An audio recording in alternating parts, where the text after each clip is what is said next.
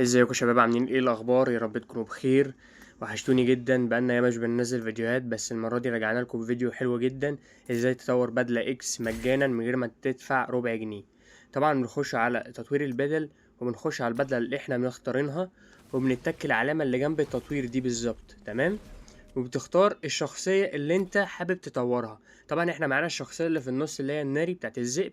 ونتك اوكي دلوقتي، وبتظهر لنا المهام بتاعت الشخصية. المهام دي بتعملها وبتقدر تاخد الكوينات دي او العملة دي، وتقدر تطور ايه الشخصية بتاعت بدلة اكس. طيب، هنا زي ما انتوا شايفين انا كنت عامل مهام بيتعملوا لوحديهم، لان انا بيوصل يقول لك يوصل ار بي 60، اوصل للمرحلة التاج مثلا، او اوصل ايس. فبتبدأ تاخد العملات دي. طب بيتجددوا يعني عندك المهام الاسبوعية بتتجدد كل 8 ايام هنا، وعندك المهام الشهرية بتتجدد كل 32 يوم أو 30 يوم. تمام.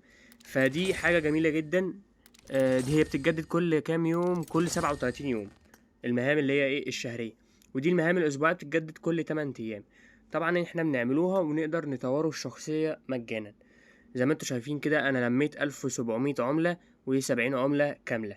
دلوقتي هنطور الشخصية مع بعضينا. تمام كده، ونطلع نشوف الشخصية. طبعا بدلة اكس زي ما انتوا شايفين، لو طورناها التطويرة التانية نطورها معاكم اهو. حلو قوي، طورنا ليفل 2 في بدلة اكس زي ما انتوا شايفين بتاعت الذئب. طيب، احنا اخدنا الجارية بتاخد معاها دي، وهنا الدخلة بتاعتك اول ما بتخش اللوبي، او اول ما حد يبعتلك في التيم بتخش الدخلة دي.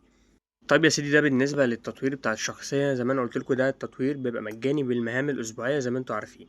طيب، وبكده نكون وصلنا لآخر الفيديو. بنحب أختصر عليكم كل حاجة. متنسوش بقى تعمل اللايك والاشتراك في القناة وتدعمني كده إن شاء الله عشان أنزلك فيديوهات أكتر وأكتر. بس كده يا سيدي، يلا سلام.